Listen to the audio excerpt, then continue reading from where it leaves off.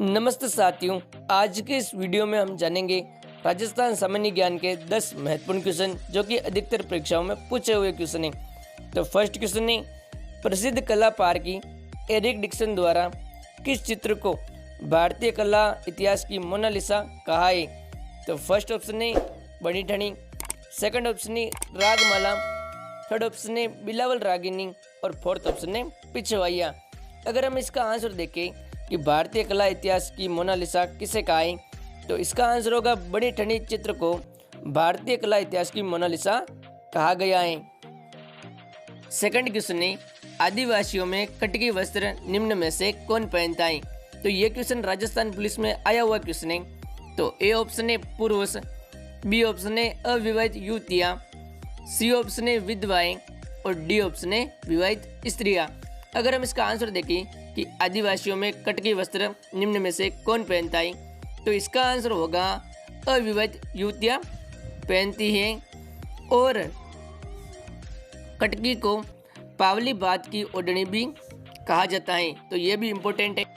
Third question है, विवाह के समय वधू के लिए वर पक्ष द्वारा जो कपड़े आभूषण लाए जाते हैं उन्हें निम्न में से क्या कहा जाता है? तो ये भी बहुत ही महत्वपूर्ण क्वेश्चन है और बहुत बार एग्जामों में पूछा हुआ क्वेश्चन है।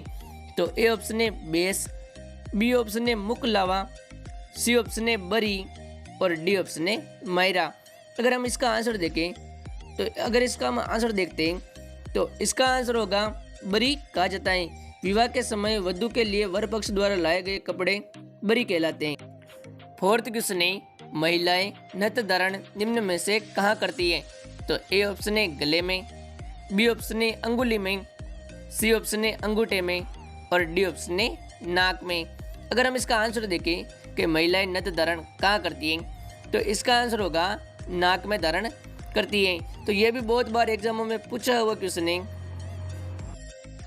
5 क्वेश्चन है, किस प्रथा के अनुसार पत्नी अपने पति को छोड़कर किसी अन्य पुरुष के साथ रह सकती है?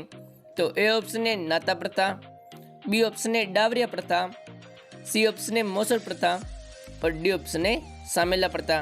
तो इसका आंसर तो ज़्यादातर लोगों को पता होता है कि किस प्रथा के अनुसार पत्नी अपने पति को छोड़कर किसी अन्य पुरुष के साथ रह सकती है। अगर इसका आंसर देखें तो आंसर होगा इसका नाता प्रथा के अनुसार पत्नी अपने पति को छोड़कर किसी अन्य पुरुष के साथ रह सकती हैं। तो यह भी इम्पोर्टेंट क्वेश्चन है। 6 क्वेश्चन है, बीकानेर की गायिका अल्लाह जिलाई बाई किस राग को गाने के लिए प्रसिद्ध थी?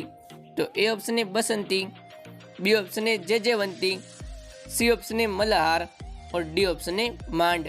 अगर हम इसका आंसर देखें कि अल्लाह जिलाई बाई किस राग को गाने के लिए प्रसिद्ध मानी जाती है, अगर हम इसका आंसर देखें तो इसका आंसर होगा मांड गायिका कहलाती थी। तो मांड राग का गाना गाती थी। 7th क्वेश्चन है, राजस्थान में स्वतंत्रता आंदोलन के दौरान गिरफ्तार होने वाली राजस्थान की पहली महिला कौन थी? तो ये RS प्री एग्जाम में पूछा हुआ क्वेश्चन है। तो ए ऑप्शन है नगेंद्र बाला, बी ऑप्शन है अंजना देवी चौधरी, सी ऑप्शन है रतन शास्त्री और डी ऑप्शन है रमा देवी पांडे। अगर हम इसका आंसर देखें कि गिरफ्तार होने वाली राजस्थान की पहली महिला कौन थी, तो अगर इसका आंसर देखें तो आंसर होगा अंजना देवी चौधरी, जो कि स्वतंत्रता आंदोलन के दौरान गिरफ्तार होने वाली राजस्थान की पहली महिला थी। 8 क्वेश्चन है, मारवाड़ परगनारी विगत के लेखक निम्न में से कौन है? तो ए ऑप्शन है दयाल दास, बी ऑप्शन है चारण शिवदास, सी ऑप्शन है मोहनोत नैन सिंह और डी ऑप्शन है पद्मनाभ। तो ये क्वेश्चन भी बहुत बार एग्जामों में पूछा हुआ क्वेश्चन है और PTET में भी आया हुआ क्वेश्चन है और BSTC में भी पूछा हुआ क्वेश्चन है। अगर इसका आंसर देखें तो आंसर होगा इसका मोहनोत नैन सिंह, जो कि मारवाड़ परगनारी विगत के लेखक थे। 9th क्वेश्चन है, राजस्थान में उंद्रिया पंथ निम्न में से किस जाति में प्रचलित है? तो ए ऑप्शन है भीलों में, बी ऑप्शन है मीणाओं में, सी ऑप्शन है सहरिया में और डी ऑप्शन है गरासिया में।